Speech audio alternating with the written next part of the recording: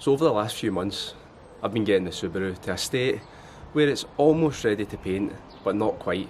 I've got a little bit more welding to do in the sills, a little bit of body work, and then I can get the full car painted blue. Let's have a quick look at what's still to be done. So the new arch is in, but there's some filler that needs rubbed down and smoothed out. Then the new sill still needs to be welded. The passenger side arch still needs to be cut out, and then the new one welded in. And then we can finally start to look at getting the doors all colour matched, which I plan on doing in this video. So to kick things off, I'm going to get the arch off, I'm going to get the front door off, I'm going to get the back door off. Then I want to get this sill welded up. Then I want to cut out the other sill, cut out the other arch, and have a look at how we're looking over there. Let's see what we can get done today. So I'm going to start off by removing the wing and the headlight. To do this, you need to remove the 3 bolts at the top of the wing. There's then 2 bolts holding the headlight on, well there is for me at the moment. There's another 10mm bolt behind the headlight attaching the wing to the front slam panel, and then there's another 2 bolts between the wing and the door. Then you can just pop it off. For the doors themselves, it's 4 12mm bolts that will come off on the outside that are on the hinge. But before you do that, don't make the same mistake that I did.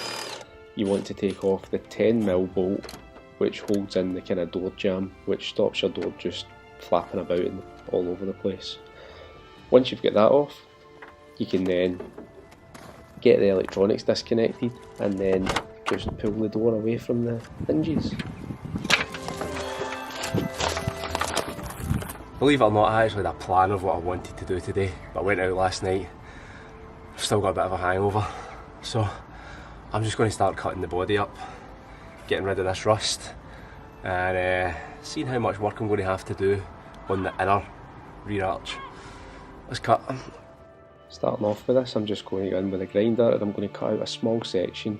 The main reason for this is that I want to be able to see what kind of rust I'm having to deal with on the inside of the arch, because Subarus are notorious for having more rust on the inside of the arch than they do on the outside. And don't do what I do, wear proper PPE. This was a total oversight on my part, which I correct later on in the video. However, I didn't do it here. Anyway, back to the rust. Once I've cut out that small section, I can have a little look. I can sneak a wee chisel in there and just pry the panel that I've cut out away from the rest of the body, and then we can have a look in and see just how bad the rust is, or how much of the inner sill I'm going to have to replace. And if I'm being honest with you, it's not even that bad. The inner arch on the other side was far worse than what it is on this side, so that's a bit of a win there, considering I've already done the harder side. So this is the replacement panel that I've got, which will cut, you know, like that. Don't need to use the whole thing because don't want to be welding in up here on the kind of angle. Want to be welding in on the flat area there. So this will go on. I'll cut out of this what I need, but the main issue that I've got is the inner wing, inner arch, whatever you want to call it. That's where the main corrosion was, and we can see it here that it's pretty effed.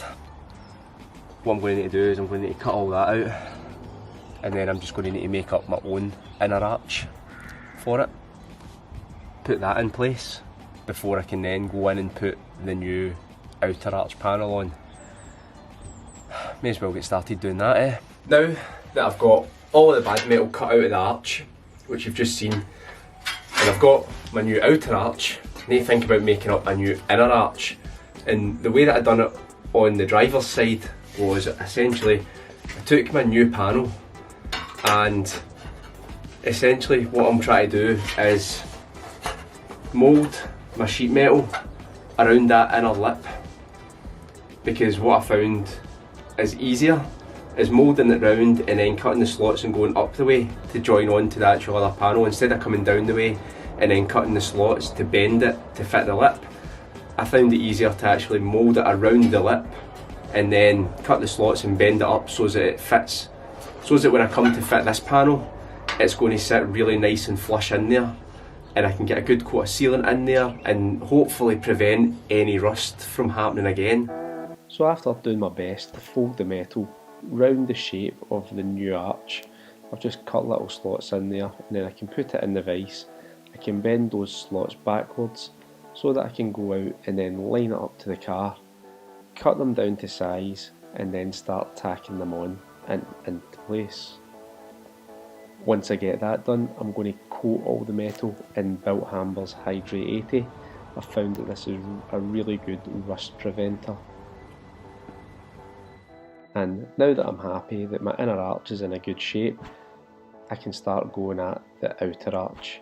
And as you can see, I'm fully PPE'd up this time, and it's just a case of cutting down your new piece, then offering it up against the bodywork, marking where you want to cut, and just going at it and cutting everything out so that your new piece fits perfectly on, just like this one.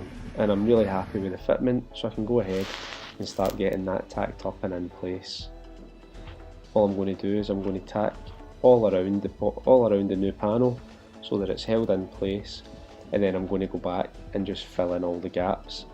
What you need to be mindful of when you're doing this is that if you put too much heat on a certain area, you can end up warping the panel, which is exactly what you want to avoid. So what I end up doing is doing one at one end, one in the middle, one at the end, halfway down the arch, so on and so forth, until they get closer and closer together, and you end up with one continuous weld. Once you're all done with your filler, this is what it will look like. But now let's go back and have a look at applying the filler and rubbing it down on the other side. So I've already applied my base filler over the area, which does the main coverage, and I'm now on to the dolphin glaze, which is basically a very light skim that you put on, let it go off, and then you can go and sand that down to make sure everything's nice and level and flat. Normally you would use a guide coat to get that done, but due to time constraints on this one, I'm just getting it blocked out so it's flat to the touch and flat to the eye before putting some primer over it to protect the exposed metal, and we'll come back to that at a later date and make sure it's all blocked out and nice and flat and ready for paint. After a little bit of sanding later, you'll see that you've got areas where you've got filler, you've got areas where there's metal, and it should all be nice and kind of feathered out back to the metal. Once you're happy, you can then get everything all cleaned up. I'm just using an IPA as a kind of degreaser here to wipe everything up before getting it all masked up, and then I can start laying down some paint. I'm very aware that the majority of this car is going to get painted, so I'm not being overly cautious when I'm masking things up. As you'll see, there's bits of primer all over the place on this car, so it's not really a big deal. Now in this instance, what I would normally do is I would just go over the areas where I've got bare metal with some etch primer. That's going to give a bit more protection to the bare metal essentially, but because I don't have any normal primer and I'm not going to go and mix some up just for this small area, I'm just going to do the whole thing in etch primer for now to give it a little bit of protection.